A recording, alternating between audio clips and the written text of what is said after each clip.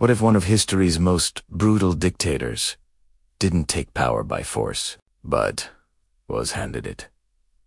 In the aftermath of the First World War, Germany stood broken, its economy shattered, its people desperate, its future uncertain. The punishment imposed by the Treaty of Versailles left deep scars, while economic collapse and political instability pushed the nation to the edge. As crisis after crisis unfolded, hope slowly gave way to anger, and anger turned into something far more dangerous. In Tischhaus, a man emerged who promised everything Germany had lost. Adolf Hitler offered not just solutions, but certainty using powerful speeches, mass rallies, and a growing propaganda machine to capture the imagination of millions. What followed was not a sudden collapse, but a gradual transformation step by step, decision by decision. This is the story of how a fragile democracy became a dictatorship, and how the world would never be the same again.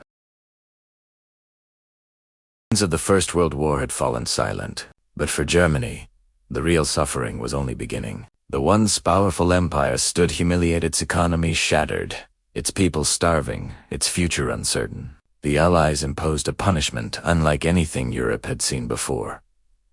The Treaty of Versailles, Germany was forced to accept full blame for the war. Its military stripped, its territories carved away, and worst of all, it was ordered to pay massive reparations. For millions of Germans, this was not peace, it was a national humiliation, a deep wound that would never fully heal. Out of this chaos emerged a new government, the Weimar Republic. It was a democracy, built on hope, but standing on fragile ground. It faced enemies on all sides. On the left were revolutionaries, inspired by communism. On the right were nationalists who rejected democracy entirely. Coups, uprisings, assassinations, violence became part of everyday life. And yet, the government struggled on, weak, divided, and increasingly distrusted. To many Germans, democracy had become synonymous with defeat.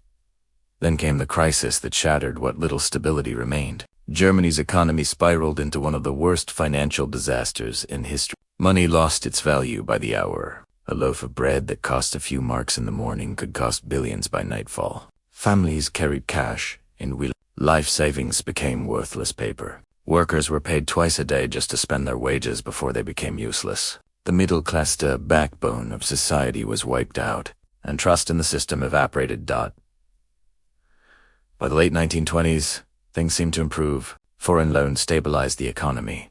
Cities began to rebuild, and life slowly returned to normal. But beneath the surface, the foundation was still fragile. Germany wasn't truly stable, it was surviving on borrowed time. Then, in 1929, everything collapsed again.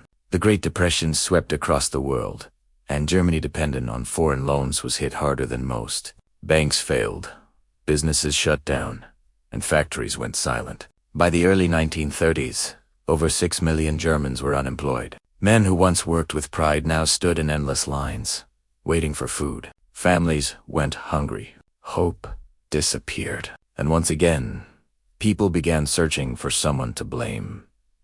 As desperation grew, so did anger. The streets of Germany became battlegrounds. Communists promised revolution. Nationalists promised restoration. Moderate voices were drowned out. Democracy, to many, now looked weak, ineffective, broken. People no longer wanted compromise, wanted solutions. Fast, absolute, powerful. And in this moment of chaos, one man found his opportunity. Adolf Hitler, a former soldier and a powerful speaker. He understood something others did not. People didn't just want answers. They wanted belief. He promised everything Germany had lost. Jobs, stability, national pride. He spoke of betrayal of enemies within and outside the country. He blamed the Treaty of Versailles, politicians, and entire groups of people, and for millions of desperate Germans. His words made sense. Hitler didn't speak like a politician. He spoke like a man on a mission. His rallies were not debates, they were spectacles. Crowds gathered by the thousands, then tens of thousands. He offered something powerful. Not just solutions, but identity. Not Hust, Ope, but certainty. And in uncertain times, certainty is irresistible. By the early 1930s, the political system was collapsing. Governments rose and fell rapidly. No party could maintain control. Parliament became and with every failure, people lost more faith in democracy. They began to look elsewhere to stronger voices, louder promises, to men who claimed they could fix everything. Germany had not fallen in a single moment. It had been eroded by defeat, by crisis, by desperation, and now the stage was set. Because when a nation stops believing in democracy, it becomes vulnerable to something far more dangerous, a man who promises to save it. Desperate people don't vote for stability. They vote for salvation. Germany, early 1930s. The streets were no longer just places of daily life. They had become stages. And on those stages, a new kind of politics was being performed. At the center of it all stood Adolf Hitler. He didn't campaign like traditional politicians. He didn't rely on quiet debates or policy discussions. Instead, he created experiences. Massive rallies, perfectly choreographed crowds, flags, symbols, music, emotion. These weren't political events. They were performances designed to make people feel powerful again. Behind this transformation was another key figure. Joseph Goebbels. Goebbels understood something revolutionary. If you control what people see, you can control what they believe. Under his direction, propaganda flooded Germany. Posters filled every street. Radios carried Hitler's voice into millions of homes. Newspapers echoed the same carefully crafted messages. Simple slogans, repeated endlessly. Germany is suffering. We know how to fix it. And slowly, that message took hold. But persuasion was only part of the strategy. Fear did the rest. The Sturmabteilung, known as the brown shirts, marched through cities in uniform. They didn't just show strength. They enforced it. Political opponents were intimidated. Meetings were disrupted. Violence became routine. To support the Nazis felt safe. To oppose them felt dangerous. And in a country already on edge, fear spread quickly. Meanwhile, the government of the Weimar Republic was falling apart. Coalitions collapsed one after another. No party could secure a stable majority. Parliament turned into a battlefield of arguments, with no solutions. Economic suffering continued. Unemployment remained high. Confidence disappeared. Democracy wasn't just struggling, it was failing visibly, publicly, repeatedly. By 1932, Germany reached a breaking point. Elections were held, and the results were shocking. The Nazi Party became the largest political force in the country. Not a majority, but the largest. Millions of Germans had cast their votes, not for democracy as it was, but for something radically different. For many, Hitler no longer seemed extreme. He seemed necessary. But even now, Hitler was not in charge. He did not yet hold absolute power. And this is where the story takes a critical turn. Germany's political elites, wealthy conservatives, influential leaders believed they could use Hitler, control him, Kontang, ihm, leverage his popularity for their own stability. Among them was Franz von Papen. He saw Hitler not as a threat, but as a tool. At the top of Germany's political system stood Paul von Hindenburg, an aging war hero, respected, powerful, but increasingly isolated from the chaos around him. At first, Hindenburg resisted Hitler. He didn't trust him. He saw him as dangerous. But the pressure mounted. Political deadlock, economic crisis, backroom negotiations. And eventually, the decision was made. January 30th, 1933. It did not look like a revolution. No tanks in the streets, no violent takeover. Instead, Adolf Hitler was legally appointed Chancellor of Germany. A constitutional decision. Signed, approved, official. Many believed this would stabilize the country, that Hitler could be managed, that the system would restrain him. They were wrong. To those who handed him power, this was a calculated risk. They believed they were in charge, that Hitler was merely a figurehead with popular support. But they underestimated one thing: his ambition, because Hitler had no intention of sharing power. And now, he didn't need to cease. And when the moment finally came, there was nothing left to think control. He already had a foothold inside the system. The rise of Hitler was not a sudden collapse. It was a series of decisions, legal, political. And when the moment finally came, there was nothing left to stop him.